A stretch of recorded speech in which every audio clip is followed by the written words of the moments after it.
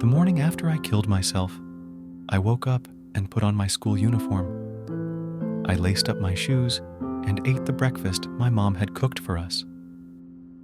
Now, I'm walking down the street. The other day, I expressed to God my finality, to which He responded, "Good. Now I can begin, subsequently, realizing I had stumbled somewhere along this journey, acknowledging that I must continue on the same path. I understood I had faltered in life. Yet, I still felt everything deeply as profoundly as before, and the sun still ascended in the east, the flowers persisted in blooming in the garden, bees still hummed around the blossoms, and the dogs still maintained their barking in the street. But the sun's rays, powerless against the weight of sorrow, filtered through the windows, mingling with my mother's tears. As the sun's rays filtered through the windows, they seemed powerless against the sorrow filling the room, unable to dry the tears welling in my mother's eyes. While my father's skin still bore the sting of its piercing rays, the tears of my brother and sister, now mere whispers against the blaze of those orange rays, seemed to evaporate before they could even moisten the air. And I yearned for everything I had the chance to do, but more so for the moments I neglected, like the conversations I never had with my father. I yearned for the warmth in my mother's eyes, the melody of her voice, and the breakfast she lovingly prepared for us. A ritual before and after her daily duties. I felt the absence keenly, longing for my father's insightful suggestions, and the backyard, once a sanctuary of childhood joys and earthy scents, now stood barren in my absence of my childhood farmyard, and I yearned for the lively moments shared with my brother. They were so alive, and they were so full of life, and I now took that from them.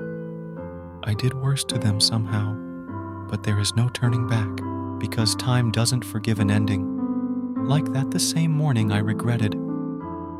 Why would I give myself a wholehearted apology, just now that all in all, it didn't change things anymore?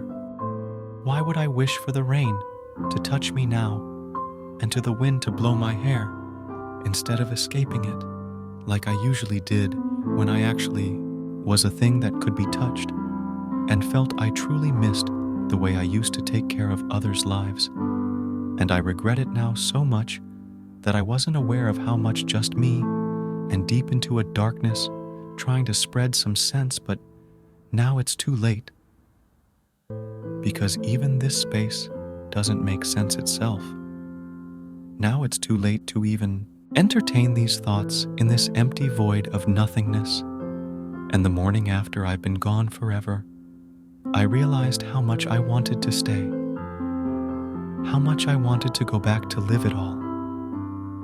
But that morning, all I could see after I opened my eyes was that everything had a life, and everything is reverberating and creating itself.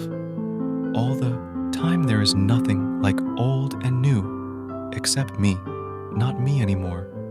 And the morning after I killed myself, I fell in love, not with the school friends, teachers, college life, but instead life itself. I fell in love with my mother and the way she sat on the floor of my room, holding each rock from my collection in her palms until they grew dark with sweat.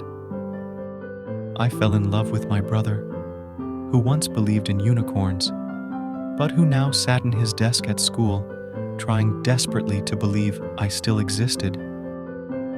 I stood by as strangers, stroked her muzzle, and she wilted beneath their touch like she did once for mine. The morning after I killed myself, I went back to the neighbor's yard, where I left my footprints in concrete as a 2-year-old, and examined how they were already fading. I picked a few daylilies and pulled a few weeds, and watched the elderly woman through her window as she read the paper with the news of my death.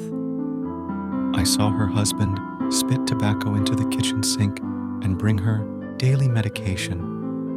The morning after I killed myself, I went back to that body in the morgue and tried to talk some sense into her. I told her about the avocados and the stepping stones, the river, and her parents. I told her about the sunsets and the dog and the beach. In the depths of my despair, I longed for solace, reaching out to God in my darkest hour, only to find His reply stirring within me a realization that life, in all its intricate beauty and complexity, continued to unfold despite my absence. The world outside my window carried on with its rhythm, oblivious to the turmoil raging within my family's heart.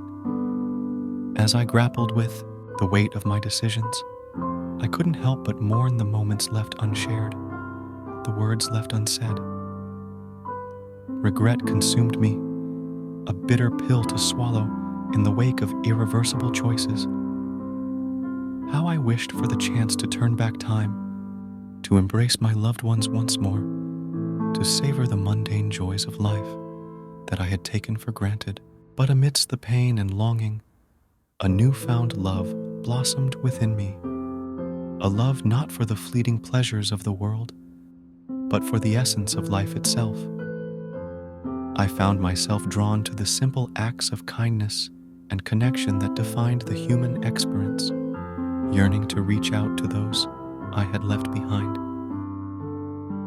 In the quiet moments of reflection, I revisited the scenes of my past, tracing the fading imprints of my existence and bearing witness to the lives I had touched. Each memory held a bittersweet resonance, a testament to the enduring power of love and loss. As I stood on the threshold of eternity, a sense of peace washed over me, a realization that, even in death, the essence of who I was would continue to reverberate through the lives of those I had touched. Though I could not undo the past, I could choose to embrace the present, to find solace in the knowledge that my journey was far from over. So I lingered in the twilight between worlds, savoring the beauty of life in all its forms, grateful for the fleeting moments of connection and understanding that transcended the boundaries of time and space. And as the morning light bathed me in its gentle glow, I whispered a silent prayer for forgiveness, for understanding, for the courage to embrace the journey that lay ahead.